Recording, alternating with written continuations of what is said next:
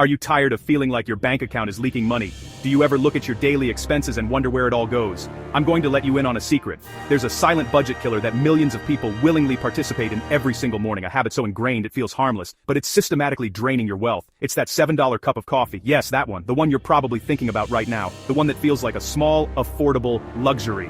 A little treat to start your day. But what if I told you that this little treat is one of the most overpriced consumer products on the market? What if I told you that you're paying a staggering 1,650% markup for something you can make at home in under 4 minutes for just 61 cents, and that it will taste exactly the same?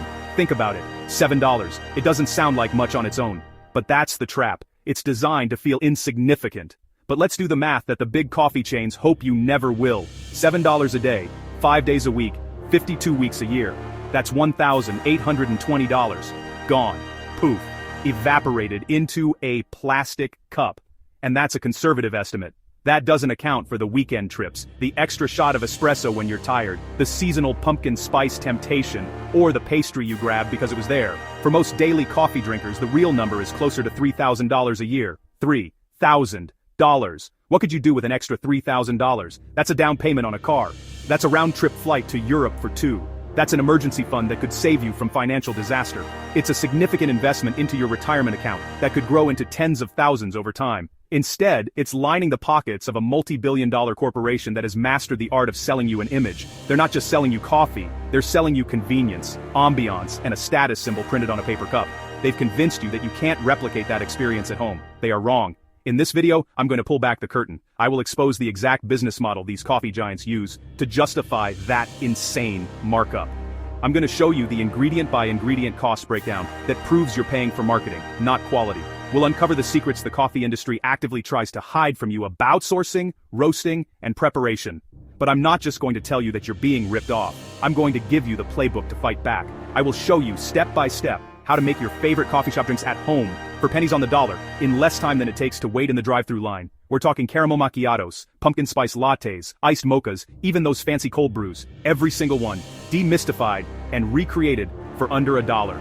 I'll even show you how to build a complete home coffee bar capable of making every drink on their menu for a one-time cost of less than $20. That's the cost of 3 of their drinks. This isn't about depriving yourself of the coffee you love. This is about financial empowerment.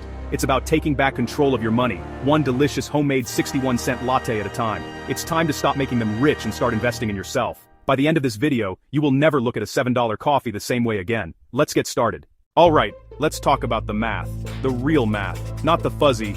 It's just a coffee logic that has you sleepwalking into giving away your future, one $7 cup at a time. On the left you see the culprit, the slick branded cup that whispers sweet nothings about convenience and status. On the right, that's your escape plan. That's the hero of this story. It looks almost identical, doesn't it? Tastes identical too, but one of these is a financial parasite, and the other is a step towards freedom. Let me show you exactly what Starbucks is doing. A grande iced latte uses approximately 2 shots of espresso and 10 ounces of milk. Their cost for those ingredients? About 40 cents. They charge you $7. That's a 1,650% markup. Now, I'm not mad at Starbucks for running a business. I'm mad at the fact that most people hand over $7 every single morning without thinking about it. Because here's the math nobody wants to do. $7 a day, 5 days a week, 52 weeks a year. That's $1,820. But we both know it's not just that. Add in the weekend treat, the holiday drinks, the extra shots, the impulsive pastry. Most Starbucks regulars spend between $2,500 and $3,500 a year on coffee. That is a car payment. That is a vacation. That is an emergency fund. That is $3,000 sitting in Howard Schultz's pocket instead of yours. And here's what the coffee industry doesn't want you to know. The difference between a $7 Starbucks latte and a 61-cent homemade one is not the coffee. It's the ambiance, the convenience, and the brand. The actual espresso Starbucks uses is their Pike Place roast, which you can buy at any grocery store for about $12 a bag. That bag makes approximately 30 double-shot lattes. That's 40 cents per drink, just for the coffee. Their milk is standard whole milk, same as what's in your fridge. Their syrups are sugar, water, and flavoring, which you can make at home in 5 minutes or buy at the grocery store for $4 a bottle that lasts 4 months. The secret to making it taste exactly like Starbucks is two things: brewing it double strength and using the right ratio of milk to coffee. I'll show you both right now, so let's break down the cost of a homemade latte. Espresso, 40 cents. Milk, about 15 cents. A pump of homemade vanilla syrup, maybe 6 cents. Total, 61 cents. 61 cents versus $7. That's a savings of $6.39 per drink. If you have one coffee a day, 5 days a week, you're saving over $1,660 a year. That money isn't just disappearing, it's accumulating, it's compounding, it's building a foundation for your financial goals. Think about what that extra $1,660 could do. It could max out your IRA contribution for the year. It could be a significant payment towards student loans or credit card debt. It could be the seed money for a side hustle you've been dreaming about. This isn't just about saving money on coffee. It's about reclaiming your financial power. It's about making conscious decisions that align with your long-term goals, not with a corporation's marketing budget. The math is simple. The choice is yours. Are you going to keep funding their empire, or are you going to start funding your own? Alright, let's break down exactly what goes into that $7 cup of coffee you're buying. You might think it's some magical, unattainable blend of exotic ingredients. You might believe that only a trained barista with years of experience can combine these elements into the perfect drink. That's what they want you to think. That's the entire business model. But the truth? It's shockingly simple. It's stuff you probably already have in your kitchen, or can get for pennies on the dollar at any grocery store. We're going to pull back the curtain and expose just how basic and just how cheap these premium ingredients really are. Prepare to be underwhelmed, and then prepare to be angry at how much you've been overpaying. First, the heart of the drink, the coffee. Starbucks makes a big deal about their special roasts, their sourcing, their ethos. But what are they actually using for their standard latte? It's their Pike Place roast. And where can you get this magical bean? Any grocery store. It's sitting right there on the shelf next to the Folgers. A $12 bag will make you about 30 double-shot lattes. Do the math.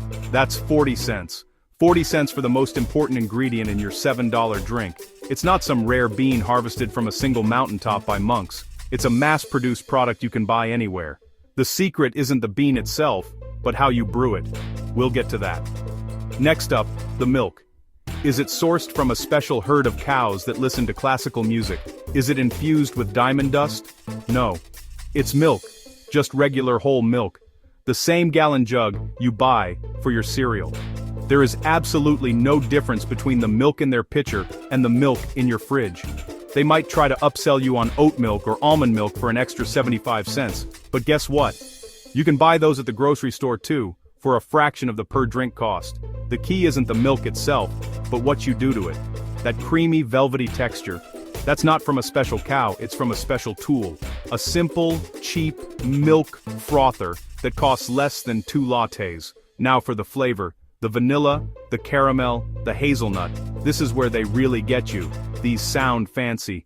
A pump of our signature vanilla syrup. What is it? It's sugar and water. That's it.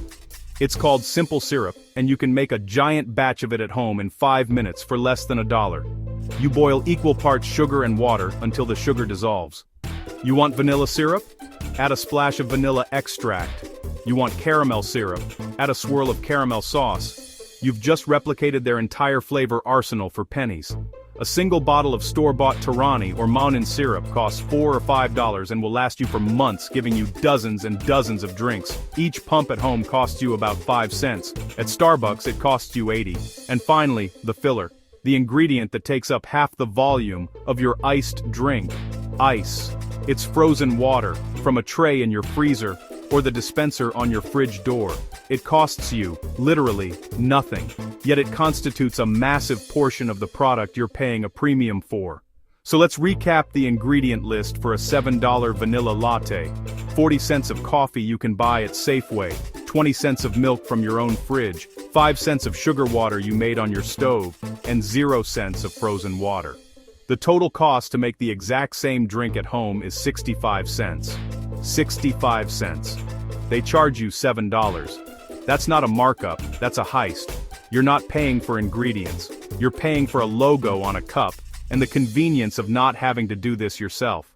But as we've just seen, doing it yourself takes about 4 minutes and uses the most basic, cheapest ingredients imaginable.